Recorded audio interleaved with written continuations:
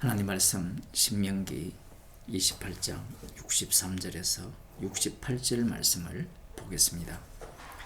구약 성경 307쪽입니다. 이왕의 여호와께서 너희에게 선을 행하시고 너희로 번성케 하시기를 기뻐하시던 것 같이 이제는 여호와께서 너희를 망하게 하시며 멸하시기를 기뻐하시리니 너희가 들어가 얻는 땅에서 뽑힐 것이요 여호와께서 너를 땅 이 끝에서 저 끝까지 만민 중에 흩으시리니 네가 그곳에서 너와 네 열조의 알지 못하던 목석 우상을 섬길 것이라. 그 열국 중에서 네가 평안함을 얻지 못하며 네 발바닥을 쉴 곳도 얻지 못하고 오직 여호와께서 거기서 너의 마음으로 떨고 눈으로 쇠하고 정신으로 살랑케 하시리니 네 생명이 의심나는 곳에 달린 것 같았어. 주야로 두려워하며 네 생명을 확신할 수 없을 것이라. 네 마음의 두려움과 눈에 보는 것으로 인하여 아침에는 이르기를 아하 저녁이 되었으면 좋겠다 할 것이요 저녁에는 이르기를 아하 아침이 되었으면 좋겠다 하리라. 여호와께서 너를 배에 실으시고 전에 네게 고하여 이르시기를 네가 다시는 그 길을 보지 아니하리라 하시던 그 길로 너를 애굽으로 끌어가실 것이라. 거기서 너희가 너희 몸을 대적에게 노비로 팔려 하나 너희를 살 자가 없으리라. 아멘. 율법에 대한 불순종으로 궁극적으로는 출애굽을 한 그 애굽으로 다시 돌아가게 하실 것이다. 정말 그럴 것 같으면 왜 출애굽을 하게 하셨느냐? 왜 인도하셨느냐? 제자리로 돌려보내는 거잖아요. 이 말씀이 얼마나 중요하냐면 신명기 28장을 해석하는 대부분의 신학자나 목사들은 애굽으로 돌아간다라고 하면 제2 출애굽을 이야기하게 될 것이고 결국 하나님께서는 이스라엘을 멸하지 않으시고 제2 출애굽을 통하여서 이스라엘을 구원하실 것이라는 그러한 해석을 하게 되고요. 그러한 해석은 예수님을 십자가에 못 박아 죽인 유대인들의 해석법입니다. 이러한 사실을 우리들이 제대로 알아야 합니다. 우리들이 일반적으로 듣는 그 설교의 그 방식은, 해석법은 예수님을 살해한 유대인들의 해석법과 동일합니다. 여호와 하나님께서 이들이 불순종할 경우에는 반드시 옛날 성경에는 이왕에 이렇게 되어 있는데 반드시 어떻게 하시겠다라고 하느냐 하면 너희에게 선을 행하시고 너희로 번성케 하시기를 기뻐하시던 것 같이 6월절 어린 양의 피로 모세를 보내어서 애굽에서 구출하여 그들을 번성케 하시던 것을 굉장히 매우 기뻐하셨다라는 겁니다. 그렇게 하셨듯이 너희를 망하게 하시며 멸하시기를 기뻐하시리라. 반드시 기뻐하신다는 겁니다. 무엇을? 여호와 하나님께서 아브라함과 이삭과 야곱에게 하신 맹세를 이루기 위해서 6월절 어린 양의 피로 구출하여서 약속의 땅에 들어가게 하셔서 인도하셨죠. 그곳에서 번성케 한 이후에 불순종한 그들을 멸하는 것을 어느 정도 기뻐하시느냐 하면 장자를 6월절 어린 양의 피로 만들어서 약속의 땅으로 인도하여서 번성케 하였던 것과 동일한 기쁨으로 멸하신다라는 겁니다. 정말 이상하죠. 장자를 멸하는 것을 기뻐할 아버지가 있느냐라는 겁니다. 그러나 하나님께서는 그들이 들어가 얻는 땅에서 뽑힐 것을 말씀하죠. 뽑아내는 걸 하나님이 기뻐한다는 겁니다.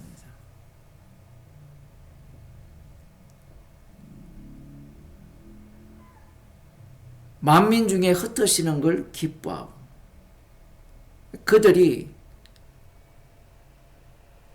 사로잡혀 가게 되어서 평안함이 없는 상태로 내모는 것을 기뻐하시고, 누구를? 하나님의 장자를.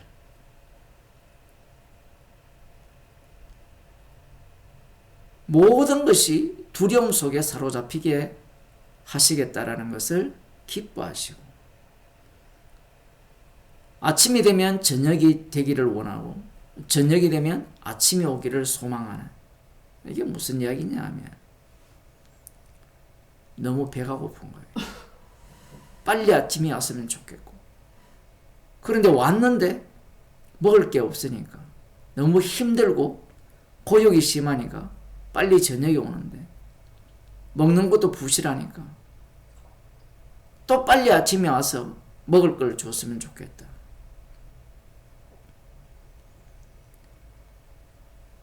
다시는 그 길을 보지 아니하리라고 하나님께서 말씀을 하셨는데 애굽으로 다시 이들을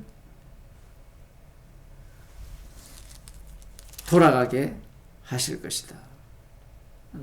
더 중요한 것은 노비로 팔려고 해도 살 사람이 없다라는 거예요. 얼마나 말랐고 쓸모가 없었으면 노비로도 사지 않는 그 상황. 하나님께서 6월절 어린 양의 피로 장자를 만드셔서 아브라함과 이삭과 야곱에게 하신 맹세를, 약속을 이루기 위해서 그들을 약속의 땅으로 인도하셔서 번성케 하신 것을 기뻐하셨다면 그들을 진멸하는 걸 기뻐해야 됩니까? 라는 질문을 할 필요가 있어요. 성경을 읽는 사람들은, 예수님을 믿는 사람들은 이런 본문을 보면서 본인이 평소에 생각했던 하나님과 다른 하나님을 만날 수 있어야 됩니다. 진짜 하나님은 자신의 장자인 이스라엘을 구원하시기도 기뻐하시지만 멸하는 것도 기뻐하는 분이에요. 이게 무슨 이야기냐 하면 장자 이스라엘을 통하여서 하나님께서 하고자 하시는 일은 여호와의 이름을 드러내려고 하시는 겁니다. 천지를 창조하시고 이 뱀이 에덴 동산에서 여자를 미혹하여서 선악과를 따먹게 하죠. 그렇게 하신 과정 자체가 궁극적으로 하나님의 형상이 어떠함을 드러내기 위함인데, 결국 노아 홍수 심판을 통하여서 하나님께서는 멸하기도 기뻐하시고 구원하기도 기뻐하시는 분임을 드러내셨어요. 이 구조가 똑같이 이어집니다. 성경을 전체 구조로 보게 되면. 아담과 하와는 본래 에덴 동산에 있었잖아요. 그럼 이들을 이스라엘로 보자라는 겁니다. 그러면 우리는 어떤 생각을 갖고 있냐면, 이스라엘이니까 이스라엘 안에서는 하나님의 멸망을 받을 자가 없지 않겠느냐라는 거죠. 다시 창세기로 돌아가면 아담과 하와가 범죄하였지만 어찌되었든 하나님의 약속을 받았기 때문에 그 자손들 중에 지옥 갈 자는 없지 않겠느냐라고 생각하지만, 가인은 지옥 갔죠. 아벨은 구원을 받았고, 똑같은 구조로 하나님께서는 이스라엘에게 고스란히 적용을 합니다. 이스라엘 입장에서는 깜짝 놀랄 말씀이죠. 하나님이 자신의 장자를 멸하기를 기뻐한다. 있을 수 없는 일이라는 거죠. 그러나 하나님의 말씀이니까 있을 수 없다라고 해도 인간이 그걸 수긍하지 못한다 하더라도 말씀은 말씀대로 진행이 되겠죠. 실제로 이스라엘은 진멸당했습니다. 바벨론 포로로 잡혀갔고요. 그런 가운데 하나님께서는 남은 자는 돌아올 것을 선지자를 통하여서 약속을 하셨습니다. 70년 만에 돌아올 것을 약속을 하시고 그들이 돌아오게 되죠. 여기에서 우리들은 무엇을 또 생각할 수 있느냐 하면 이 돌아온 자들이나 그 이후에 400년이 흐르는 동안 예수님 시대에 남은 자 유대인들의 입장에서는 신명기 말씀을 어떻게 보느냐 하면 진멸하기를 기뻐하셨지만 절대로 진멸하지 않을 것이라는 사상이 사기입니다. 신명기에서는 분명히 진멸한다 하고 뒤에 보면 또 돌아온다라는 얘기도 나오거든요. 그러니까 그러한 말씀들의 의미는 반드시 진멸한다라는 차원에서 약속이 주어지는 거거든요. 그러나 유대인들 입장이나 오늘날 예수 믿는다 하는 사람들의 입장에서는 이스라엘은 진멸 안 될 거야. 그런 생각을 갖는 거예요. 왜 그러냐 하면 분명히 아담과 하와의 자손인 가인은 지옥 보내고 아벨은 믿음으로 구원을 얻은 거잖아요. 그러면 이스라엘도 마찬가지거든요. 이스라엘이라고 해서 다 이스라엘이 아니거든요. 로마서 9장 6절에 보면 이스라엘에게서 난 자가 다 이스라엘이 아니라고 해요. 그 이스라엘이 누굽니까? 야곱이 이스라엘이었잖아요. 그러면 이스라엘에게서 난 자가 이스라엘이 아니라는 이 의미를 담고 있는 게 이스라엘이에요.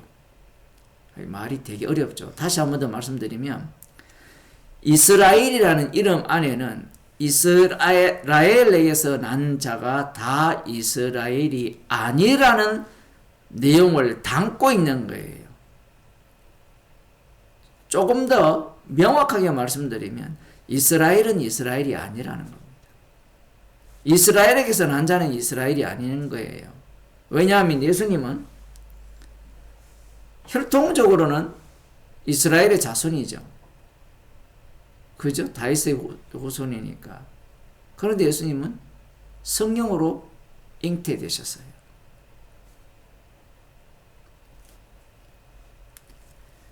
그러니 하나님께서는 이스라엘을 멸하기도 기뻐하시고 이스라엘을 구원하여서 약속의 땅으로 인도하는 것도 기뻐하시는 겁니다. 이 말씀을 통하여 하나님께서 하시고자 하는 말씀은 이스라엘을 위한 언약이 아니라는 겁니다. 그러하기에 이스라엘이 율법을 받았을 때 율법에 불순종한다면 그들을 진멸하시겠다라는 거예요. 여기에 인간들이 노림수를 갖고 40년 광야를 지나서 약속의 땅에 들어온 것도 긍휼로 들어왔잖아요. 그러면 하나님께서 긍휼히 여기신다면 진멸하지 않겠지요 라는 논리가 통하지 않아요. 물론 이스라엘 백성들은 늘 불순종했지만 하나님의 긍휼로 역사가 계속해서 이어져 오죠. 그 역사가 계속 이어져 오면 올수록 이 이스라엘 백성들은, 유대인들은 무엇을 생각하게 되느냐 하면 역사 속에서 펼쳐진 하나님의 이 사건들을 연구를 하면서 구속사를 만들어냅니다. 지금 구속사가 공부 조금 했다는 사람들한테는 굉장히 익숙한 용어고 중요한 말이에요. 그런데 이 구속사가 유대교 신학이거든요. 그들이 창세기부터 말라기를 지나와서 이 중간사를 거쳐오게 되면 하나님께서 우리를 어떻게 구원할 것인가, 구원의 계시의 역사가 이 성경이라고 해석을 한 거예요.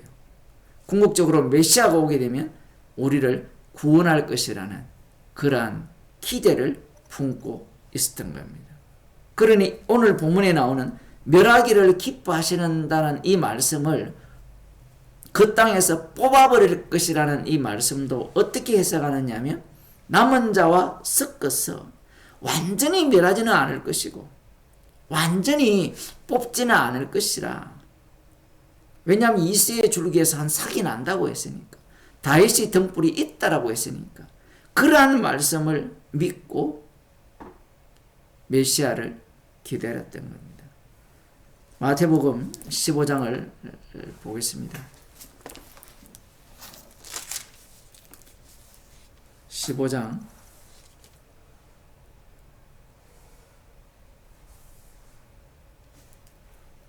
11절 10절부터 봅시다. 무리를 불러 이르시되 듣고 깨달으라. 입에 들어가는 것이 사람을 더럽게 하는 것이 아니라 입에서 나오는 그것이 사람을 더럽게 하는 것이니라.